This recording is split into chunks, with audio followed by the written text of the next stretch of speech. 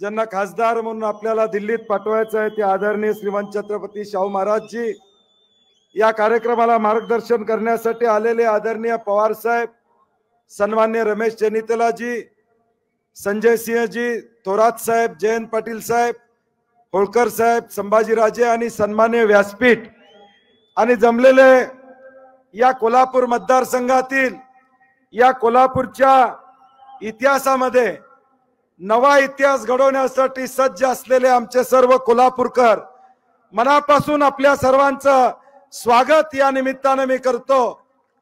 गेले 40 दिवस या मतदारसंघामध्ये निवडणुकीचं रणांगण चालू आहे आणि या रणांगणामध्ये ताकदीने आपण सगळेजण हा आपला कोल्हापूरच्या मातीची अस्मिता, आदरणीय शाहू महाराजांचा विचार, छत्रपती शिवाजी महाराजांचा विचार हा दिल्लीत पाठवण्यासाठी सातत्याने आपण प्रयत्नशील या ठिकाणी आहोत।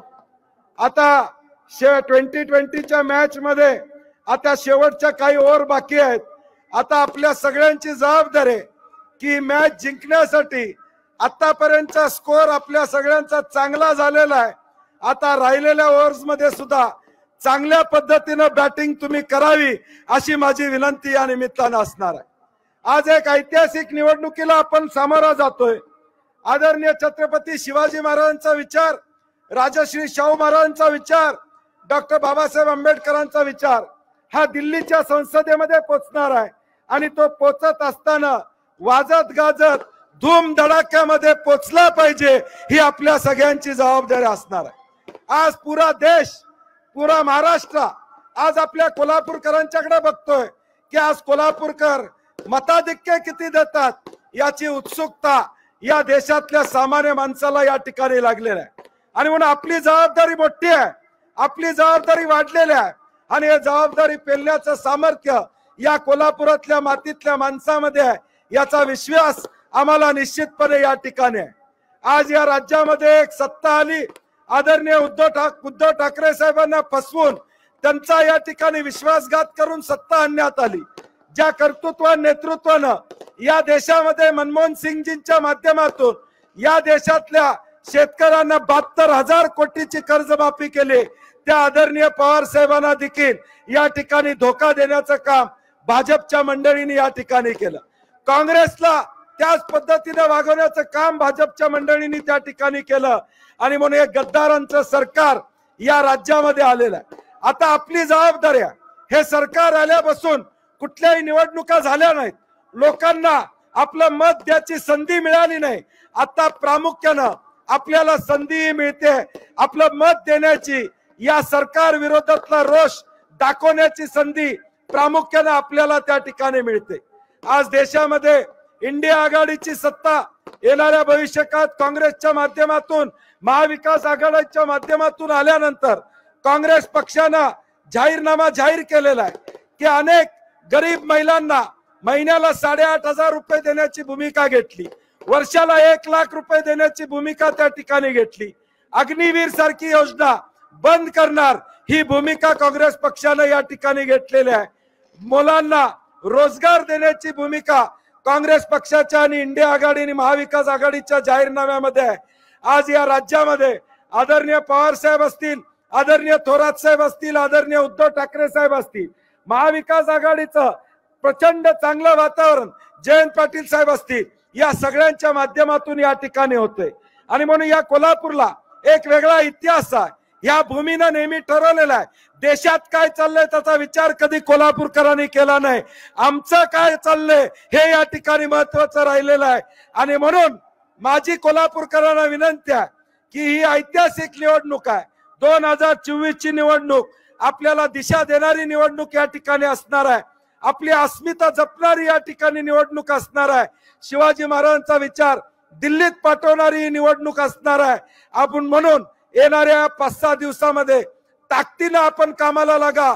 आदरणीय पवार साहेब, रमेश चेन्नीतालाजी या सगळ्यांना मी सांगू इच्छितो की कोल्हापूर मधलं वातावरण अत्यंत चांगलं आहे।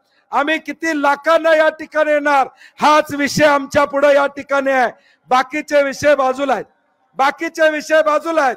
आज विरोधी उमेदवार पहिल्यांदा उमेदवारी केली त्यावेळी म्हणले महाराजांच्यावर काही बोलणार नाहीत, परंतु आता तरी सुद्धा महाराजांच्यावर या ठिकाणी बोलायला लागलेत।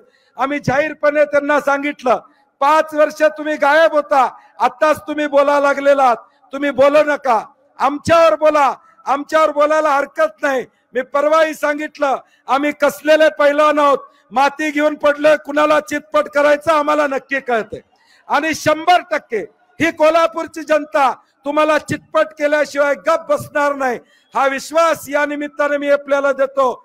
आजची गर्दी ही आणलेली गर्दी नाही, स्वतः आलेले लोक आहेत। परवा कसे लोक आले होते याचा व्हिडिओ आपण त्या ठिकाणी बघितलेला आहे। आजचा माणूस हा राजश्री शाहू महाराजांच्या विचाराने आलेला आहे।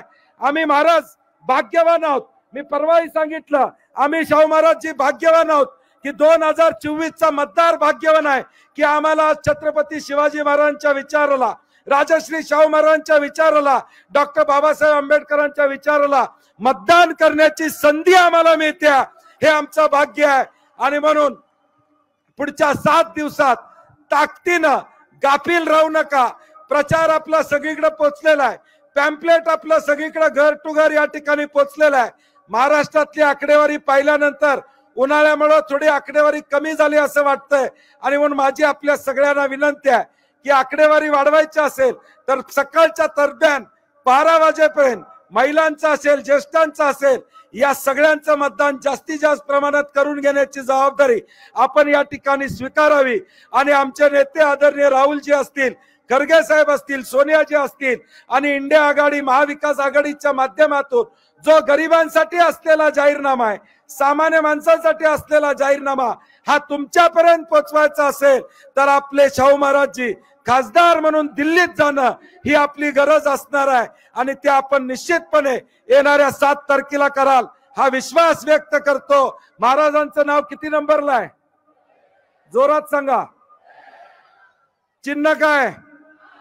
त्यामुळे येणाऱ्या 7 तारखेला दुसरा कुठलाही विचार न करता, कारण की आता फक्त 1 तास 20 मिनिटं राहिलेत, सगळ्या मोठ्या नेत्यांची भाषणं आपल्याला ऐकायची आहेत। आदरणीय पवार साहेब या ठिकाणी आलेले आहेत, उद्धव ठाकरे साहेब या ठिकाणी येत आहेत, त्यामुळे मी जास्त वेळ घेणार नाही।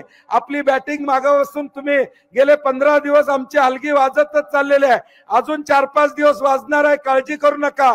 उद्या 3 तारखेला कागलच्या गैबी चौकात सभा आहे, त्यावेळी राहिलेल्या गोष्टीचा आपण निश्चितपणे समाचार घेऊ एवढी ग्वाही देतो आणि माझे 2 शब्द संपवतो।